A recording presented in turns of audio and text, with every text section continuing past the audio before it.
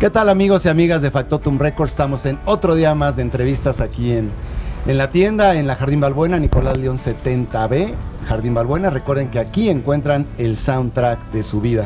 Y hoy estamos muy contentos porque tenemos a una persona que yo admiro mucho, una gran trayectoria. A veces la gente cree que cuando lo ve en la pantalla tuviera pocos años de estar, pero son muchos años de trabajo, preparación, sacrificio.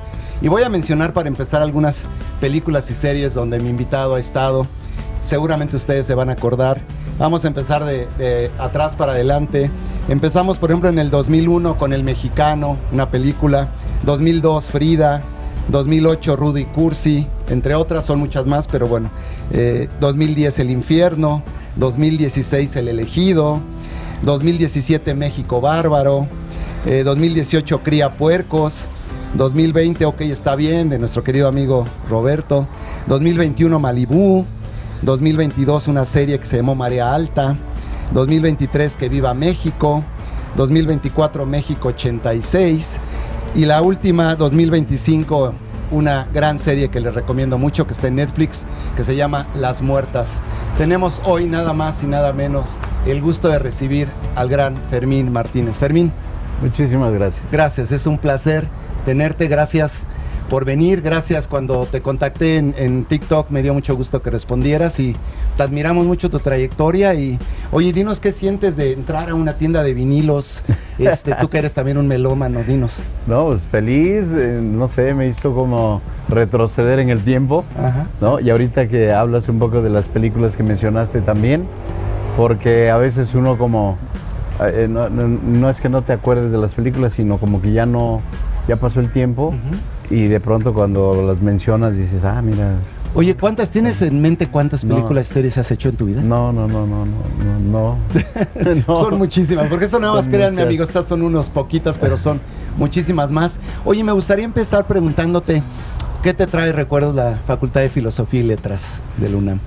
Híjole, no, bueno, pues es que yo entré ahí fíjate que yo recién venía de una operación de la columna y me acerqué a la facultad porque una amiga iba por ahí y vi un letrero que decía audición para una obra de teatro, y entonces yo me anoté y a los 3 días, aún con el dolor de la espalda, yo estaba haciendo la audición y me quedé, y esa fue mi primera obra profesional y empecé a ensayar ahí en la Facultad de Filosofía y Letras. Y ya estando allá adentro, bueno, pues ya me entró como gusanito de la facultad. ¿Qué año era? ¿Te acuerdas? Del 82, como el 88, por ahí, okay, más o menos. Y bueno, después ya me integré ya como estudiante en la Facultad de Filosofía y Letras, y fueron momentos muy padres. Después vino la gran huelga y ahí fue donde yo dije, ya no. De ahí soy. Ya me salí. Pero estuve un rato en la facultad, iba frecuentemente y me sentía yo pues todo un universitario, ¿no? Es maravilloso cómo te absorbe la facultad, cómo te hace vivir cosas tan padres. Sí, ¿no? tienes razón. Digo, sí. Yo era vecino, yo andaba en Ciencias Políticas, estudié Comunicación en UNAM, del 88 al 92, y sí, efectivamente, toda una experiencia, es un orgullo ser universitario. Sí, no, hombre. Oye, pues quisiera empezar la entrevista preguntándote un poco de tu infancia, dónde naces, de dónde creces, de tu familia, un poco de tus orígenes. Pues mira, yo nací en la Ciudad de México. Fue una cosa muy rara porque mis papás venían de Oaxaca cuando mi madre se embarazó de mí, y nací aquí en la Ciudad de México, y aquí estuve viviendo hasta 1 año de vida, y después regresamos a vivir a Oaxaca. Y a los 6 años volví otra vez a la Ciudad de México, y me tocó una época muy padre de momentos difíciles, ¿no? La época del 68, la época del Mundial del 70, había como en mi niñez muchos momentos eufóricos, ¿no? Y ahorita que veo todos estos discos, acabo de hacer una película que se llama... De Bátaro, ¿no? Sí. Claro, la vi. Sí, exactamente. Y entonces también como a los 13, 14 años me tocó vivir eso, y escuchaba esos discos prohibidos en la casa, ¿no? Porque si no lo ponían en la radio, pues no los escuchaba. Sí, claro. Pero tenía un amigo que tenía toda la colección de Tri-Soul y demás, y escuchábamos esa música. Y entonces fue una época muy padre para mí, vivir sucesos tan importantes, un México que cambiaba constantemente, ¿no? La tecnología, todo lo que venía, ¿no? Los teléfonos que no se usaban más que en la casa, ¿no? Y la televisión, que también los programas que veíamos, era un mundo verdaderamente fascinante, ¿no? Que no lo veíamos así en su momento, sino muchos años después, ¿no? Tienes razón, fíjate, anoche veía en el Canal 22 una película del maestro Bojorqués, que se llama Retrato de una mujer casada, con Gonzalo Vega y Alma Muriel. Y esa película debe ser como del 81, y efectivamente lo que dices, las escenas del teléfono, de los coches, los Volkswagen, los Renault, sí. Pareciera ya que es otro siglo, es otro México, ¿no? Sí, vivir en esa época era para los que nos tocó vivir, ¿no? Por a mí que soy ochentero, era un placer, ¿no? Estar en los 80s, vivir en este país. Sí, todavía nos tocó jugar en la calle, sí, ¿no? Sí, salir y hasta que te hablaban, ¿no? Dice tu mamá que ya te metas. Éramos muy vagos de la calle, éramos muy de la calle. Oye, cuéntanos, ¿cómo te acercas tú al teatro o al cine? ¿En qué momento sentiste tú que tu vocación iba a ser la de actor? Era algo que tenía yo desde muy pequeño, tal vez ni yo mismo sabía, pero hay anécdotas que alguna vez mi madre me contaba, que me llevaba a la iglesia y después yo, saliendo de la iglesia, juntaba a todos mis primos y los ponía a repetir todo lo que el padre había dicho, ¿no? Y hacer ahí ceremonias y cosas.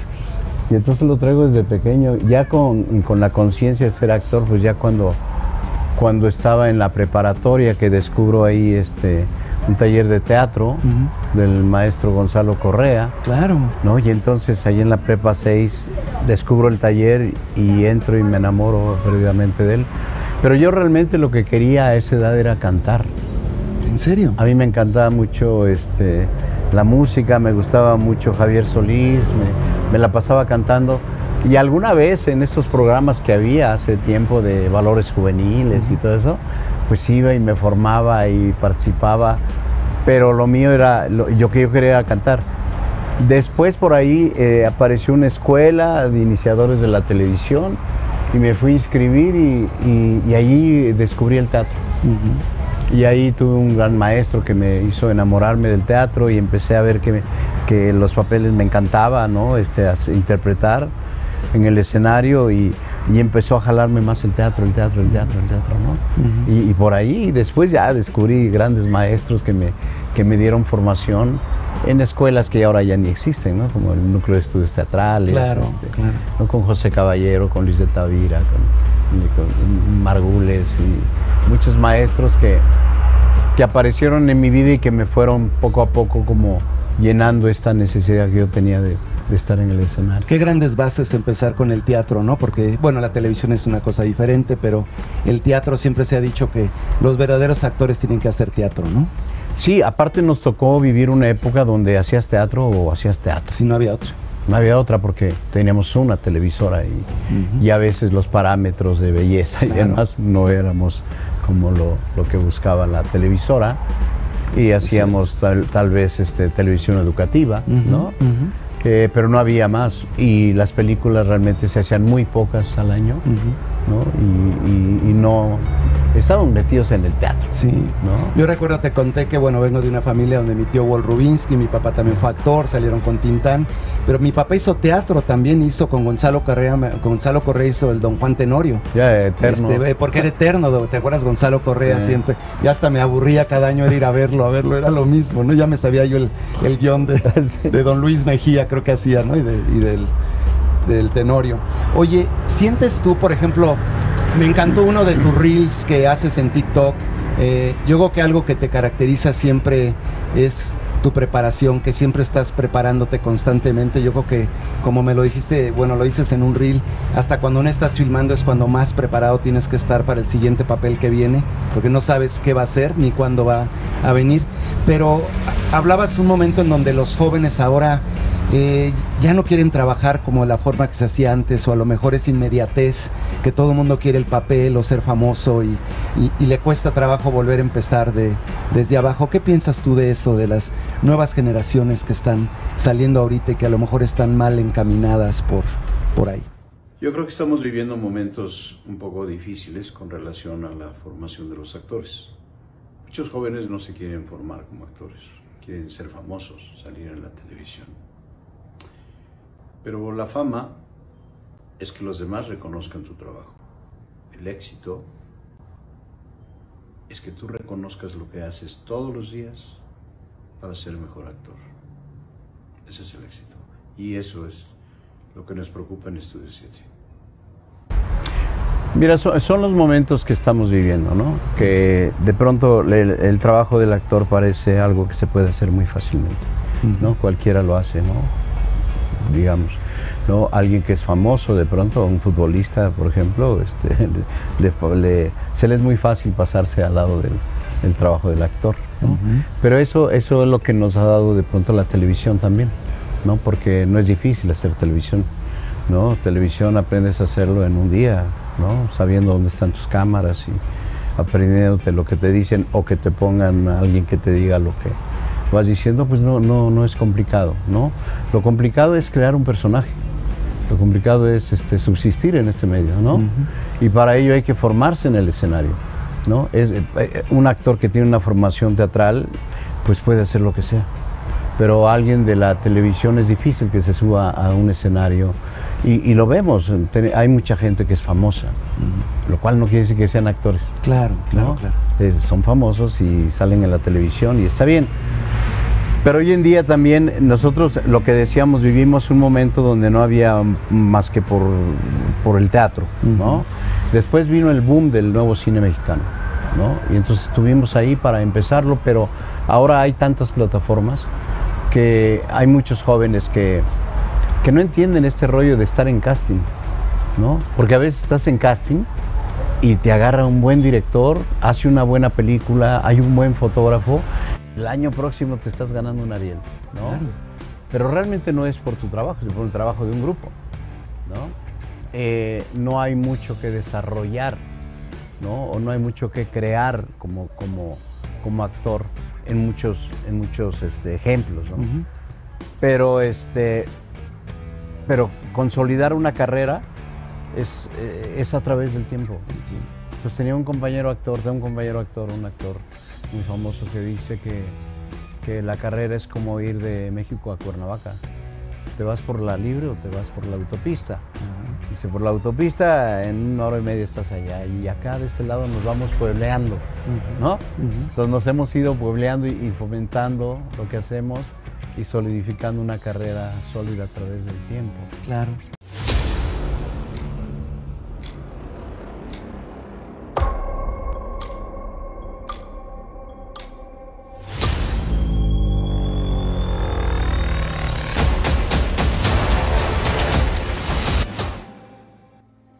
Ustedes pongan la música, yo bailo, ¿no? Oye, Fermín, ¿cómo escoges tú tus papeles? Digo, sé que a veces es difícil, ¿no? A veces es difícil escoger los papeles, a veces te llegan, ¿no? Por rebote, por suerte, por lo que sea. Mucha gente te encasilla en ese papel de policía o siempre eres la persona ruda, ¿no? Por ejemplo, acabo de ver Las Muertas, que es ahorita hablaremos del gran maestro Luis Estrada. La disfruté mucho la serie y ahí es un papel de policía también, ¿no? Sí. A ti, ¿cómo te preparas y te cuesta trabajo hacer papeles donde, digamos, seas un policía o seas una persona siempre dura? ¿Cómo te preparas para eso tú, en lo personal? Pues mira, creo que todo está en el guión, ¿no? Es trabajar el guión, estudiarlo, y de ahí va surgiendo. Y después vas aportando, porque lo importante es llegar al set con esta preparación que ya hiciste en casa, ¿no? Porque llegas con un texto aprendido, porque llegas con una idea, y entonces llegar al set a ver qué es lo que vamos a jugar, ¿no? Con el director, con los compañeros actores, está muy bien. Por eso el cine para mí es maravilloso, porque llegas a eso. La televisión es un poco más pronto, más rápido, y hay compañeros que a veces no saben su papel, pero no importa, porque si se equivocan de ahí retomamos y ya, ¿no? Claro. Entonces, estudiar mucho sobre el tema y lo que requiera, ¿no? Cada personaje. Por supuesto que a la gente le gustan los papeles de los malos, ¿no? He hecho muchos papeles de comedia también y muchos papeles de papá bueno y demás, pero la gente se queda con los malos. nos gustan los malos. Oye, platicando un día con Joaquín Cosío, tu amigo, él me decía que, pues bueno, es el cochiloco forever, ¿no?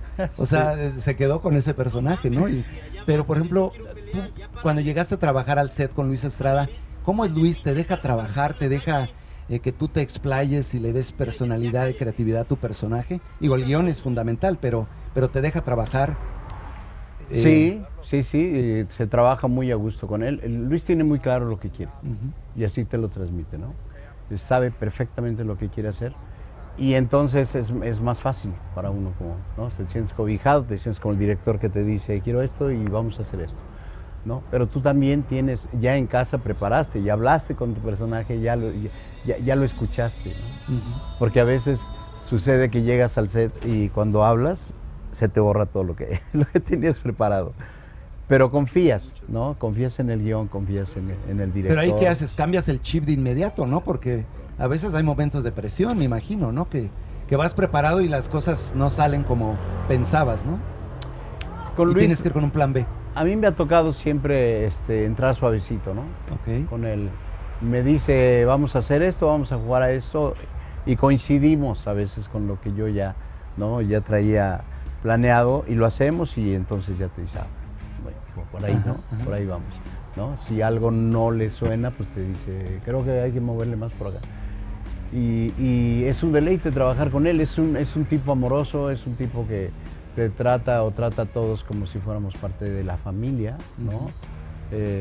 Siempre es, ¿no?, un recibimiento muy cariñoso cuando empezamos el día y cuando terminamos también, ¿no? Aparte estaba leyendo que fueron 5 largos meses de grabación en 3 estados, ¿no?, diferentes, donde a veces el calor, ¿no?, las condiciones, fue una serie extenuante, ¿no?, para todos. Sí, así fue. Lo poco que yo pude estar, sí, yo veía a Luis muy cansado al final, sí. No, porque sí son 6 películas, ¿no?, las que están ahí en esta serie. Pero también nos encerramos mes y medio en Radio 14 a hacer Que Viva México. Claro, ¿no? Claro. Y ahí estábamos todo el elenco y ahí convivíamos y ahí nos la pasábamos bomba y trabajábamos muy bien, ¿no? ¿Cuántas películas has hecho con el maestro Luis Estrada? 4. Bueno, 4 proyectos, ¿no? Ahorita en la serie es el 4º proyecto que estoy con él, ¿no? Y he notado también que siempre te toma en cuenta, ¿no? Siempre te da un papelito más grande, ¿no? Pero siempre te considera y eso se agradece. Claro, ¿no? Un hombre solidario, un hombre claro. Y muy trabajador. Sí. Oye, vamos un poquito atrás, no sé si recuerdes, en 1964 fue el primer concurso de cine experimental en este país. Era el primero que se organizaba y de ahí salieron grandes maestros como el ganador Rubén Gámez con La Fórmula Secreta, Alberto Isaac con En este pueblo no hay ladrones, Burrola, Bojorques, y después vino el sexenio de Echeverría, donde yo creo que a mi parecer es lo único bueno que hizo ese sexenio, que fue apoyar al cine. De ahí salieron Ripstein, Casals, Hermosillo, se apoyó mucho al cine.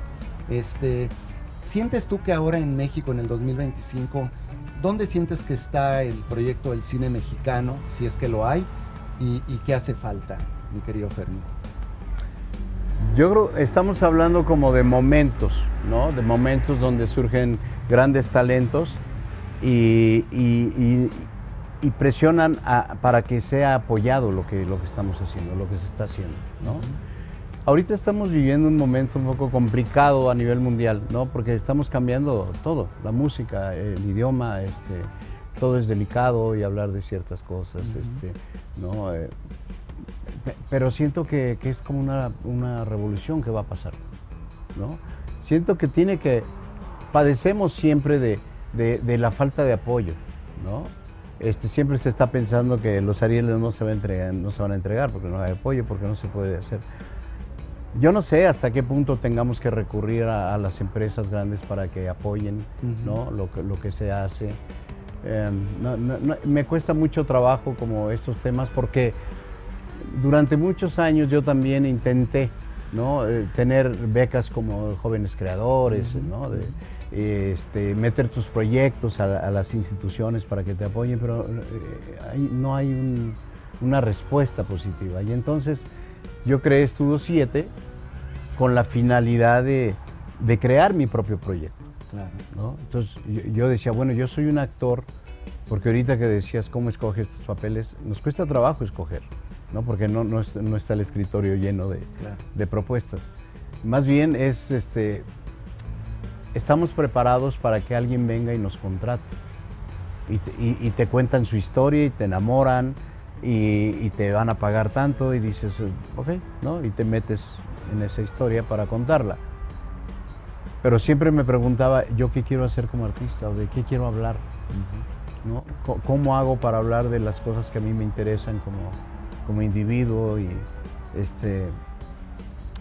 entonces se hizo Estudio 7, el taller teatral, con esa finalidad de ahí, en donde estamos, creamos nuestro propio espectáculo, ¿no? Cosas que yo quería hacer. A mí soy un enamorado de la mitología griega, ¿no?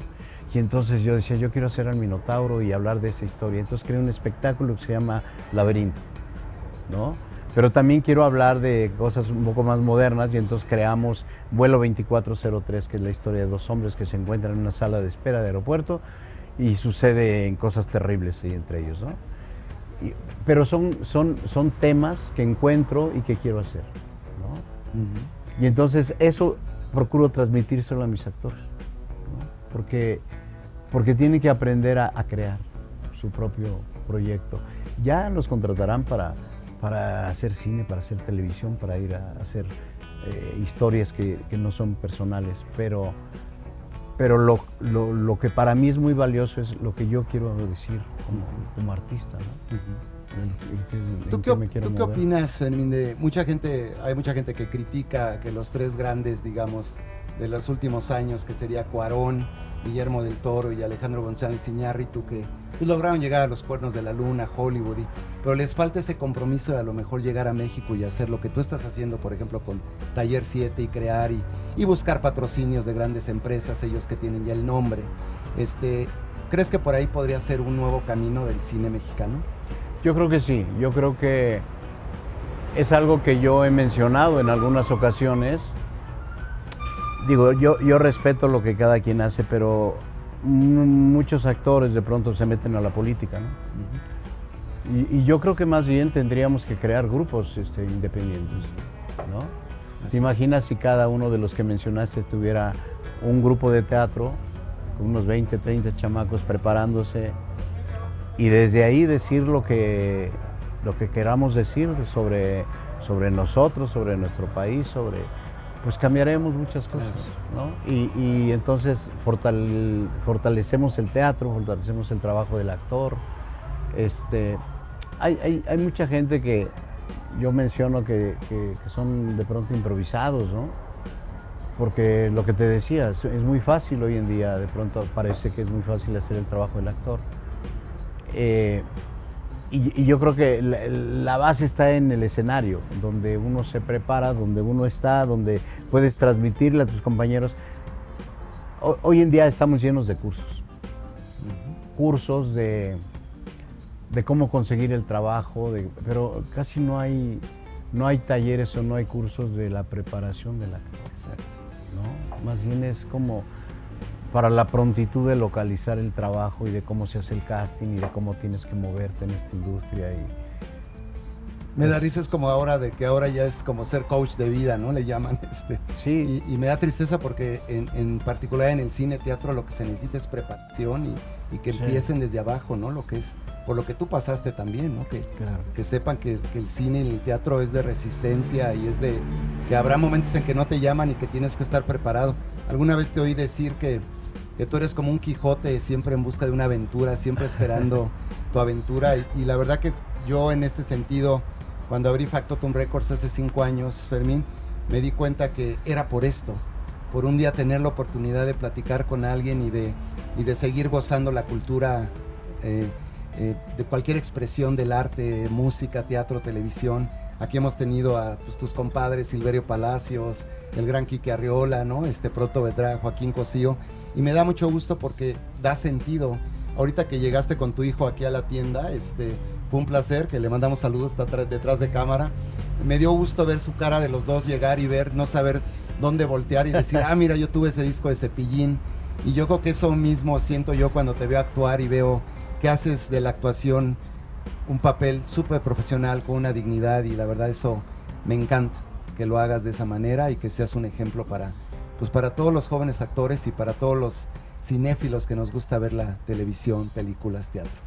Es una gran aventura esto porque ¿cómo creas algo nuevo o cómo le enseñas a alguien a crear su propio proyecto, ¿no?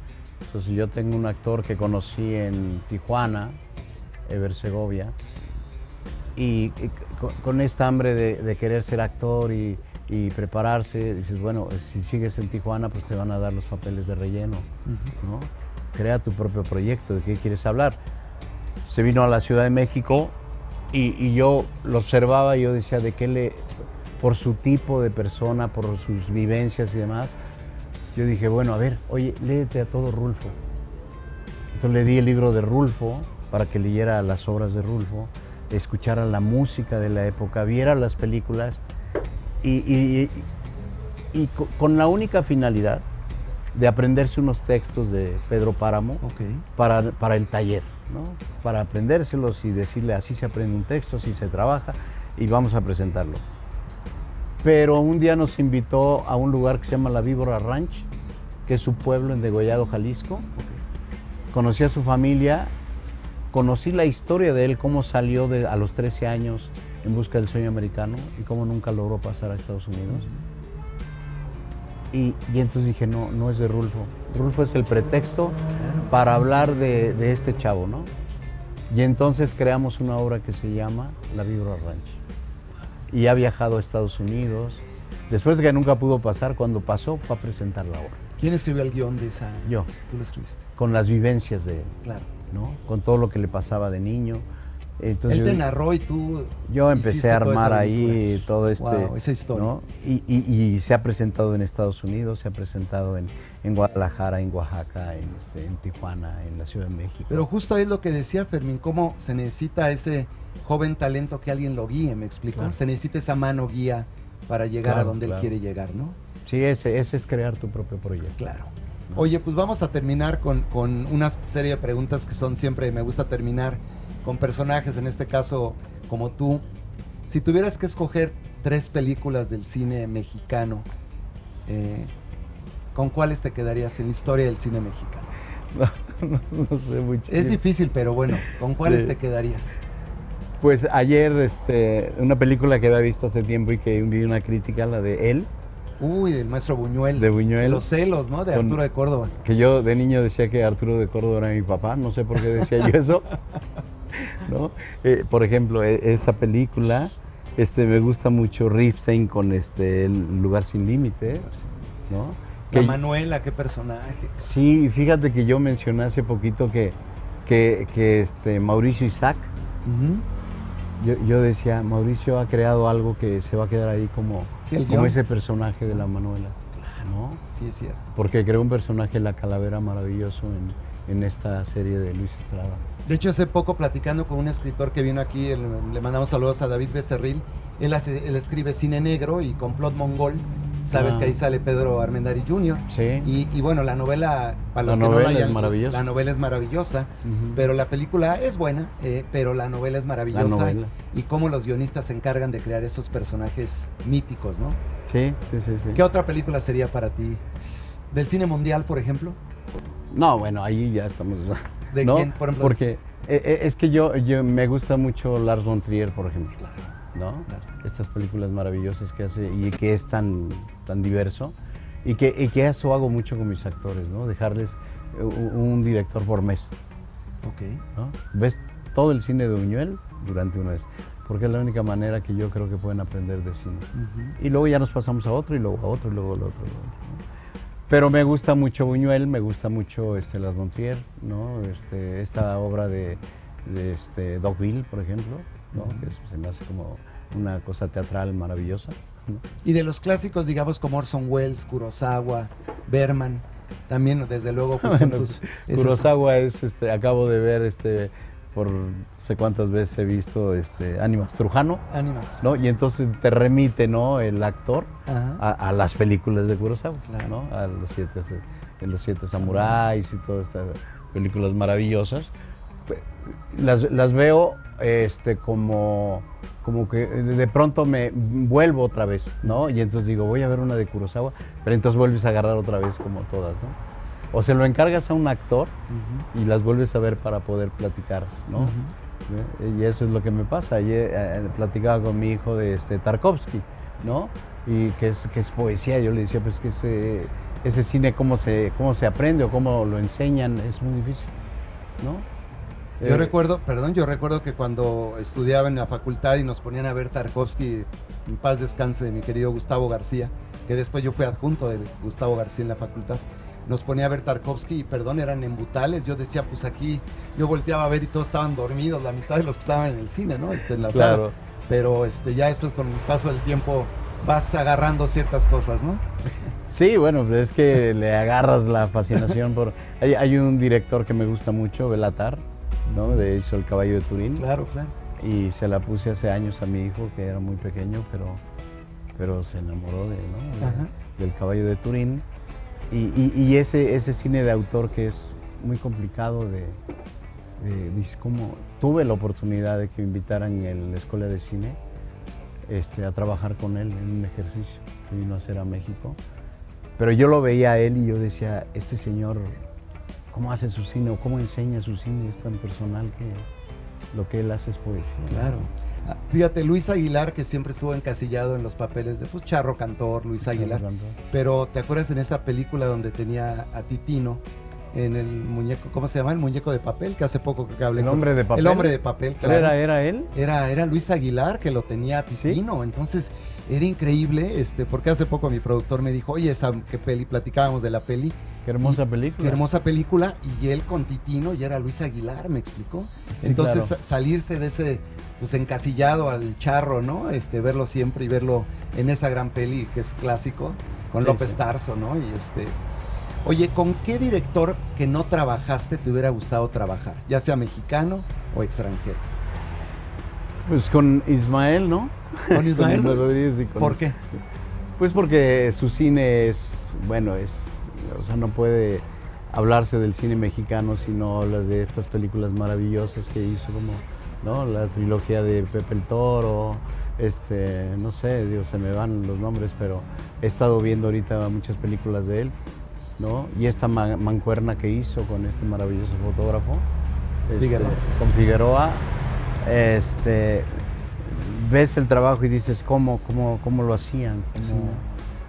Es tan rico y te vuelve a conmover y te vuelve... Sí, el manejo de actores. Hace poco estaba viendo que Blanca Estela Pavón, en esa escena donde le enseña al bebé que ya está muerto, Pedro Infante, ese grito desgarrador y ese llanto está catalogado como una de las expresiones más... Es decir, ¿quieres saber lo que es cine mexicano? Ahí está, sí, ¿no? Claro. Esa mujer gritando y llorando por su hijo muerto, ¿no? Sí, sí. Y eso se lo debes desde luego a Ismael Rodríguez, ¿no? Claro. ¿Y extranjero con quién te hubiera gustado trabajar? Híjole, pues no sé, hay un director, ¿cómo se llama?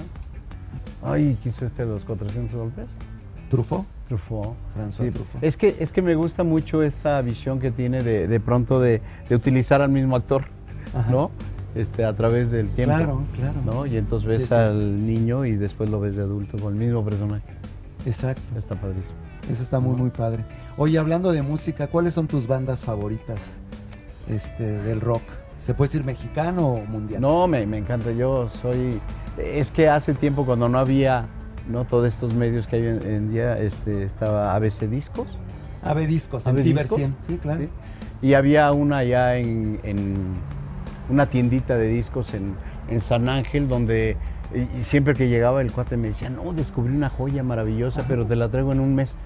Y me tenía que esperar un mes para que llegara el disco, pero sí, abrir el disco, olerlo, era maravilloso, ¿no? Y así encontré cosas que un día tuve la osadía de regalar todos mis discos. ¿Por qué? Porque de pronto, pues ya con todo lo que hay hoy en día, dije, cada vez que me cambio de casa son cajas y cajas de discos, ¿no? Y los regalé. Mira, eso si estuvieran ahorita en las manos de tu hijo. Pero bueno, no te preocupes, ya Factotum te regaló unos para que empieces de nuevo tu colección. Tengo que comprarme porque ahora en que vino la premier de la serie de Luis Estrada, nos regalaron un acetato. ¿En serio? Con la música de ¿El de la score de la serie. película? Claro. Oye, ¿quién lo hace, por cierto, la música? No recuerdo ahorita el nombre, pero tienes el disco y dices, no, necesito tocar esto. Wow, qué padre sería tenerlo. Sí, los tenemos y vendremos por aquí porque ya vi que hay un montón de cosas. Sí, pues aquí hay recuerdos. Maravillosas. Mira, junto a ti está Jimi Hendrix, los Doors, Earth, Wind and Fire, ABBA, Madonna.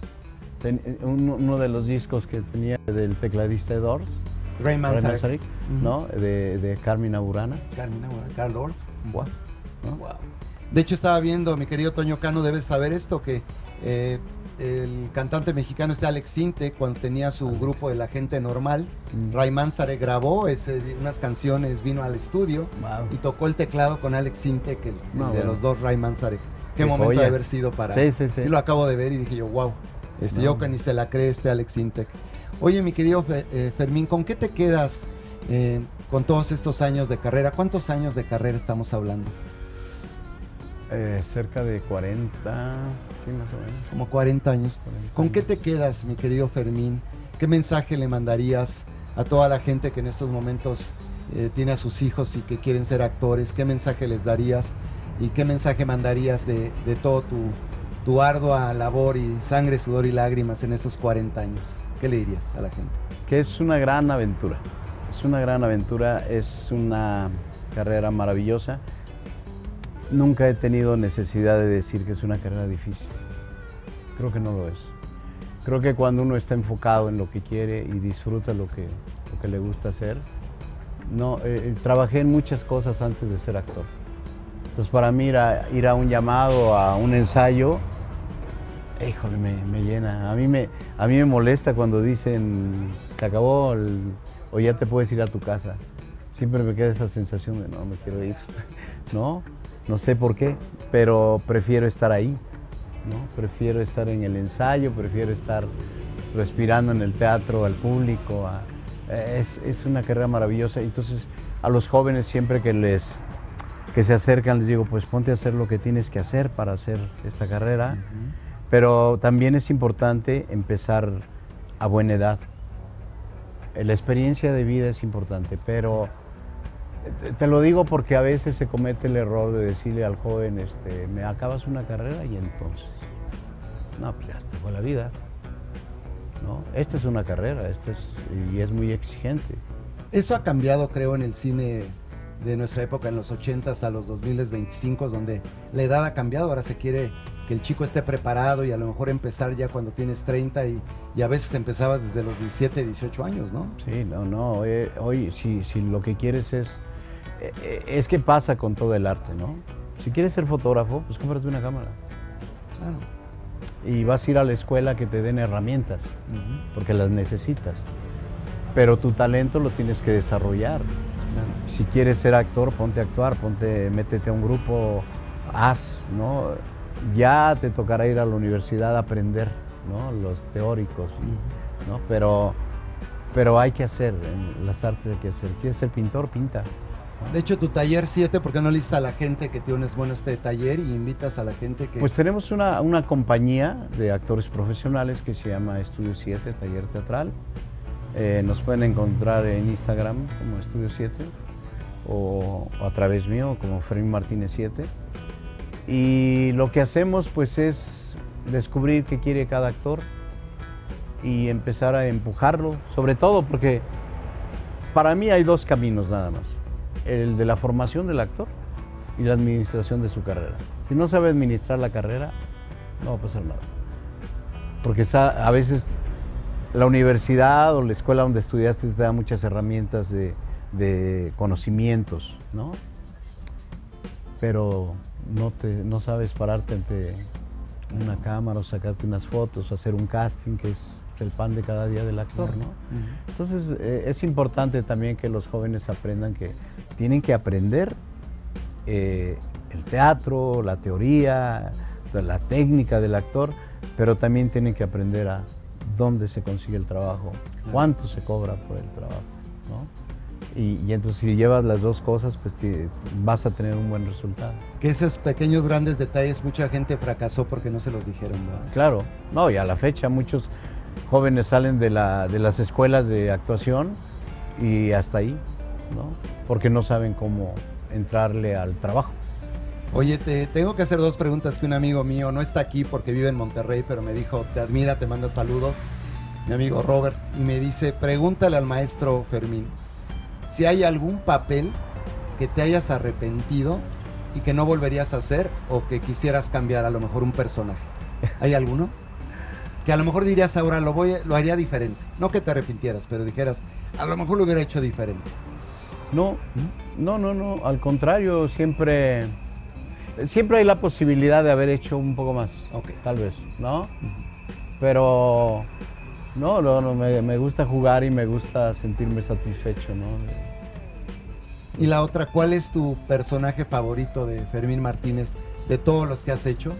Por ejemplo, hay una película que me encanta que se llama 5 días sin hora. Mi padre en paz descanse fue amigo de el gran maestro Luján. Y esa película me encanta, me recuerda mucho a mi papá. Tú saliste en esa película también. Yo era el portero ahí. Exactamente, eras el portero. ¿Con qué personaje de todas tus películas te quedarías tú que dice, ese es Fermín Martínez? Bueno, no diría que es Fermín Martínez, siempre trato como no alejarme un poquito de los personajes, pero fíjate que hicimos una serie en Televisa que se llamó Sin Miedo a la Verdad. Y ahí tuve la posibilidad de, a través del guión, visualizar que había un personaje importante ahí. Y entonces ese personaje que habla de una manera que yo le puse, que hace un chiflidito que yo le puse, que tiene...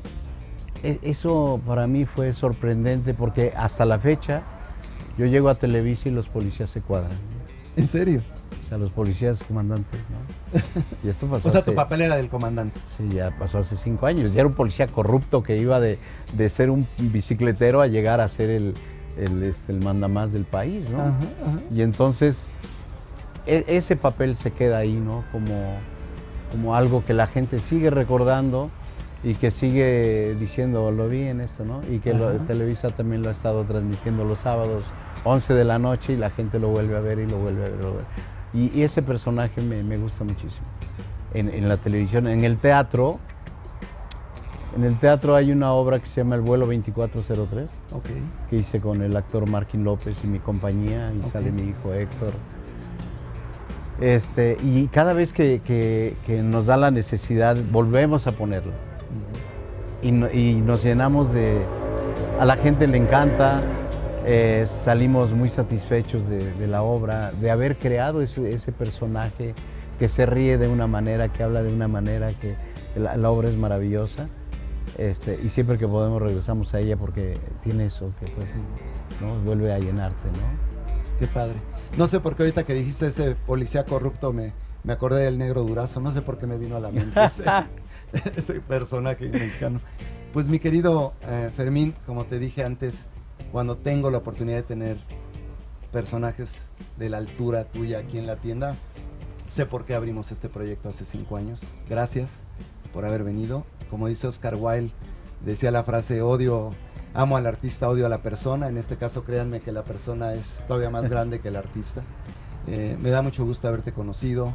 Espero no sea la última vez, espero ir pronto a tu taller 7 a grabar unas tomas ahí, decirle a la gente lo que se hace ahí, si me permites, para darlo a conocer y que más gente vaya a tu taller, que conozca más lo que haces detrás de cámaras. Muchas gracias. ¿Cómo te encontramos en redes? ¿Cómo estás? Fermín Martínez 7. Fermín Martínez 7. Instagram, TikTok. Instagram. Y también TikTok tienes, ¿no? Estoy como Fermín Martínez. Fermín Martínez. Y pues nada, gracias por haber venido, gracias a tu hijo que está aquí también, joven actor, que muy pronto un gran cantante. Un gran aparte cantante, a ver, ahorita le vamos a poner a que cante algo, le ponemos una pista y que cante algo. Sí. Y pues gracias y bueno, ahorita vamos a seguir deleitándonos de la tienda, no te vayas, vamos a seguir disfrutando, oyendo música. Y gracias por haber venido de nuevo. Muchísimas gracias por este espacio maravilloso. No, gracias a ti, Muchas que gracias. sigan los éxitos, que sigan llegando los papeles y que sigas apoyando al cine mexicano y apoyando a muchos actores. Muchas gracias. Gracias, de corazón. A ustedes, amigos, gracias. La verdad fue un placer tener hasta chinito me pongo. Los que me conocen saben que a veces me preguntan qué te gusta más, el cine o la música. Yo creo que, bueno, los dos. No podría decir que uno, pero el cine lo traigo también en las venas. Y ustedes recuerden que, como siempre lo digo, ustedes escogen el guión de su vida pero más importante, ustedes escogen a los personajes de la historia.